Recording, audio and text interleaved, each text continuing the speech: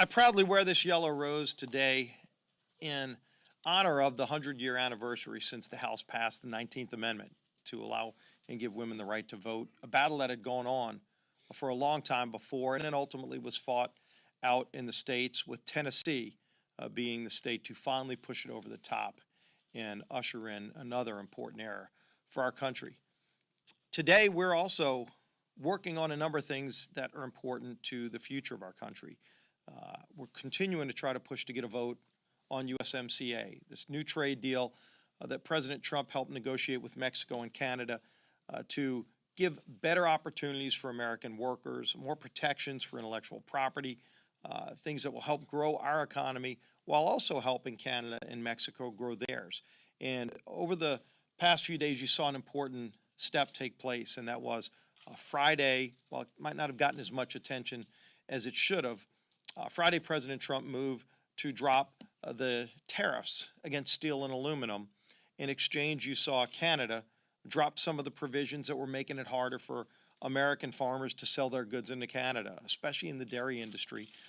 Real acts of good faith to show, even more importantly, why we need to get USMCA passed and how delay is actually hurting jobs in America. So hopefully we can get action in the House, where we can finally get a date to bring that bill to the House floor, pass USMCA, and usher in a new area of job creation in America, where we can have better trading relationships with our neighbors in the North and South.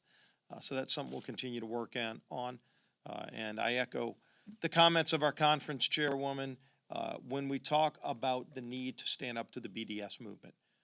We on the Republican side in our conference have taken strong steps to push to get Chairman McCall's bill brought to the floor. It's a bill that mirrors the Senate bill. They got 77 votes, heavily bipartisan vote, to get real teeth in our laws. Right now, you can talk about why it's important to stand up to the BDS movement that undermines Israel's economy, but you've got to follow it up with action. And that's what the McCall bill does, is it puts real teeth in the law so that we can take action against people who are trying to undermine our ally, Israel. And so we're urging this bill to be brought to the floor. We're calling on other Democrats who support this movement to either push their leaders to bring the bill to the floor, but if they won't, and so far they've made a conscious decision not to bring that bill to the floor, then if you are serious about standing up against the BDS movement, you have to sign that discharge petition, and it's there with over 185 signatures now, as we also celebrate 200 signatures on the discharge petition to bring the Born Alive bill to the floor. And once again, we call on Democrats who are pro-life. If you really are pro-life, you have to sign the discharge petition on Born Alive. So we're going to be continuing to push on all of those fronts as Chairman Womack moves to show how this idea of Medicare for all is really a radical idea that would take away private health insurance for over 150 million Americans, take away choices from families, leading to longer wait times and higher costs for families in health care.